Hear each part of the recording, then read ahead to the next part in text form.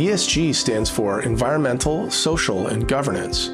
You can think of it as an analysis framework to help measure and quantify the degree to which an organization is operating in a sustainable manner.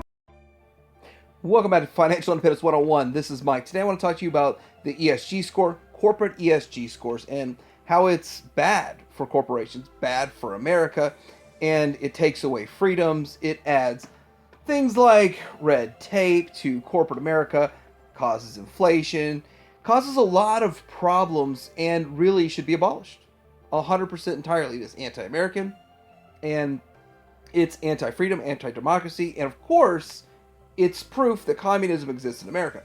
But Mike, what do you know about corporate America? Well, I am corporate America, or at least I was up until 6 years ago when I severed. July 6th will make 6 years since I severed from corporate America, went on my own.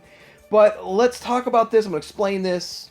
I'm going to break down the ESG score, and yes, it is a globalist, not a nationalist, but a globalist initiative. We'll talk about this and more coming up. All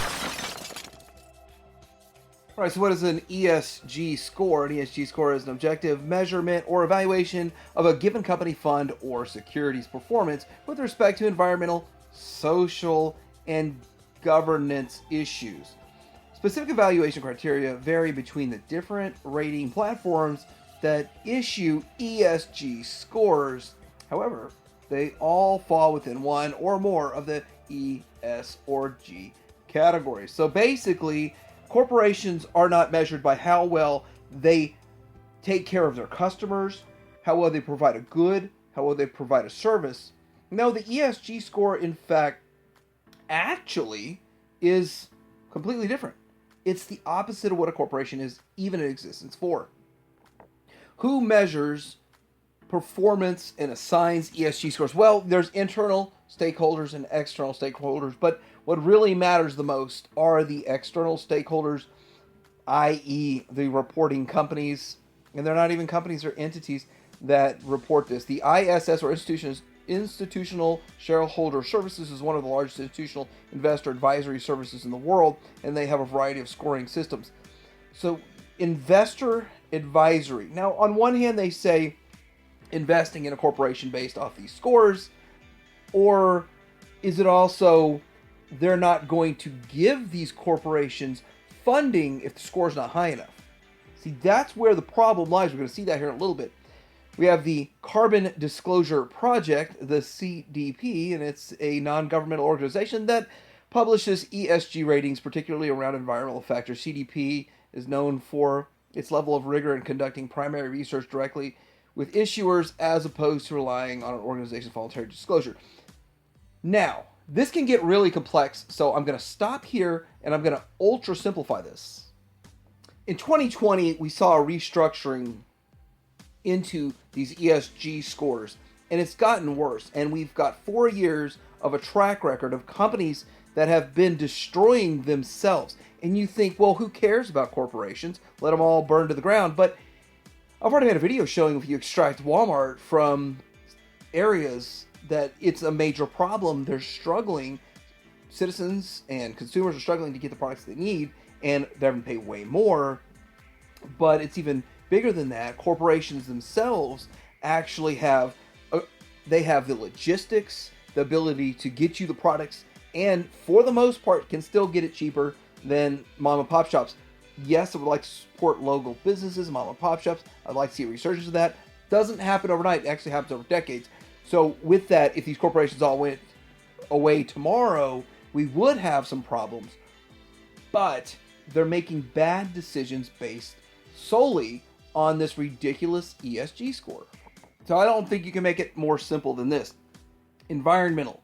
So this goes into pollution, which I understand controlling that to a point, but the policies passed right now by the current administration are saying that any electrical plant must reduce emissions by 90% by 2030, or they will be shut down, taken offline, and we'll lose 30% of our actual production of electricity. That's ridiculous. But hey, environmental. Some of the stuff that's going on in here and these decisions for environmental, climate change, global warming, and all of that, we might make a trillionth of a percent impact over 100 years by financially devastating companies and at the end of this, devastating actual customers and consumers because they have to pay more. Rampant inflation. We're seeing some of the items that we need for necessities going up by 30% a year, and that's offset by electronics getting cheaper. But this is bad for America that this is so high of a priority. I understand we want to reduce pollution, but making it this much of an impact that they can no longer get funding if they don't cut 90%, or some of these factories, some of these plants, and these electrical plants will be shut down if they don't reduce it by 90%. I mean, it's very excessive. The next one is social. Now, social, you think, okay, it's talking about your work environment. Are you giving your employees breaks, 15-minute breaks after 5 hours? Are you paying them a good wage? None of that is it. It's not what it is. What it is it's saying it is equality and equity, which are actually not equality because they're targeting very specific groups. The 7% of American citizens, those groups. And when I keep saying America, this is a globalist agenda, and they push it in all these different countries. We'll see that here in just a little bit. But it has nothing to do with your work environment anymore. We've already gotten over those hurdles for the most part in corporations decades ago. And yeah, there's all those lawsuits against Walmart because they expected their employees to work 8 hours and only get one break. Now there's systems in place at Walmarts and Targets, and I see this, and they're mandated. The system will pop up saying you have to take your break, it'll lock you out of your register. You can't check people out anymore. You got to go on your break. Things like that are already going on. That's already implemented. This stuff's already there. The packages for your benefits are already there. This is all a social thing. This is serving an agenda that nobody wants, not even the corporations. And then getting down to governance, it's more of that red tape that we discussed. And red tape adds to inflation, cost, consumers getting screwed. It's not good. And the companies don't really want this. So in order to get your ESG score up, Budweiser put a particular person in charge of their marketing that got another person as a spokesperson that has actually zero following of people that actually drink the product. I think the thought of this, I know the thought of this was they're going to get their ESG score up. And that was a big part of this. I mean, do you really think that what they were doing with Dylan Mulvaney was going to get a 20% increase in Budweiser sales? And no, it wasn't. And in fact, the way they handled this when they said, wait, hold on a second, we are going to go to our core consumer, we're going to go back to our core consumer, Budweiser actually lost business, lost sales, lost money, lost market share, and at the same time lowered their ESG score because they eventually said, we want to get back to providing the best service to our customer, and that lost them an ESG score. And Disney has actually followed the kind of the trend here.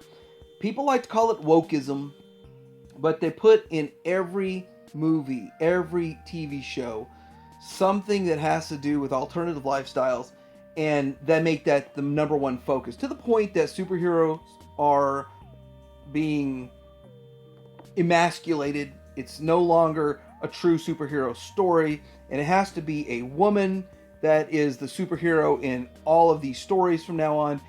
And even with that, my wife watches all of these. We canceled Disney Plus.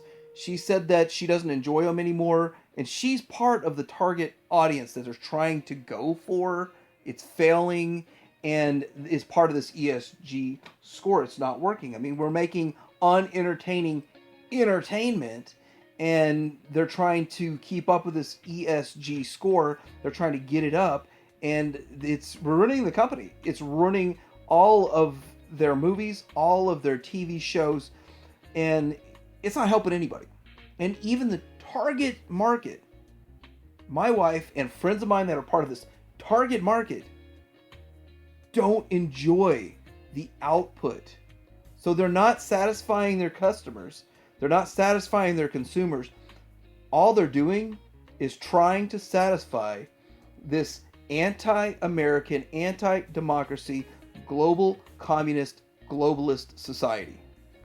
I mentioned globalist for a bit. This is from a Canadian Action, and it's about oil and the ESG scorecard for the environmental social government, showing all the different countries and where they rank. And the US is not the highest on this, but it shows that it's a globalist agenda. And how are all of these countries intertwined? I want to say this. When you have a globalist agenda, that means that you put your country last. And I believe that when you look through some of these countries, you're going to see that no, they don't really have a globalist agenda. They put their countries first. And I'm a nationalist, and I only vote for nationalists. I would not vote for a globalist that puts America dead last. Democrats put America dead last when it comes to this stuff. Dead last. They'd rather send money to other countries than to take care of here and now, secure our borders and all those kinds of things. But this ESG score, well, the corporate part's not even the worst. Let's wrap up the corporate part before I let you know what's about to happen to you. So Microsoft is in the lead according to this data, this late 23 data that I found. But you see all these companies on here. What you don't see are companies that have true conservative ideals. They don't play into this crap. And they're not going to play into this crap. And why do these companies want to play into all of this? Which I was shocked. Google's fallen way down on this, but I was shocked to find out about this. You know, Microsoft's top. I'm not really surprised about that. Applied Materials, Woodward. I don't really deal with a lot of these companies. And Caterpillar, I feel, is kind of a neutral kind of a company. They just... NVIDIA, I could see that. But when you think about this, why is this even a concern?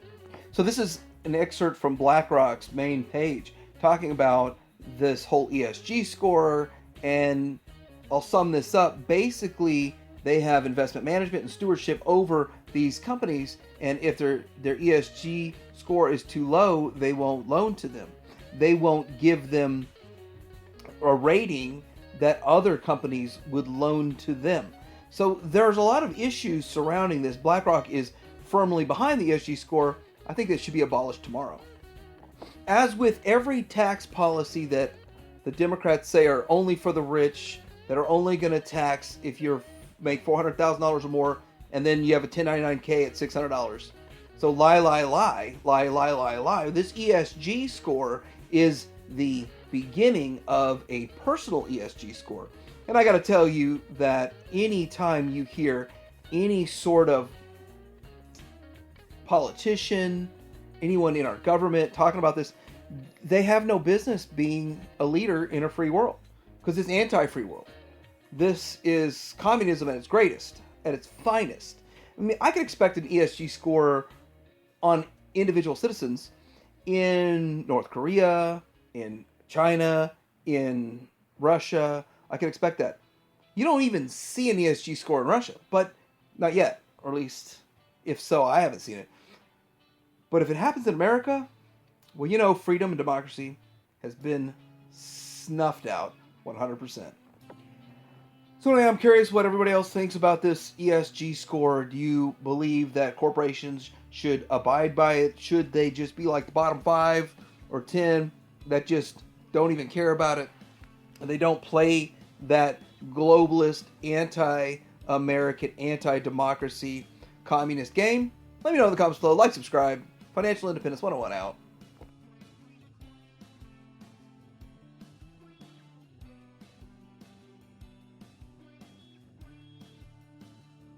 Acts and frameworks, including EHS, Environmental Health and Safety, and CSR, or Corporate Social Responsibility.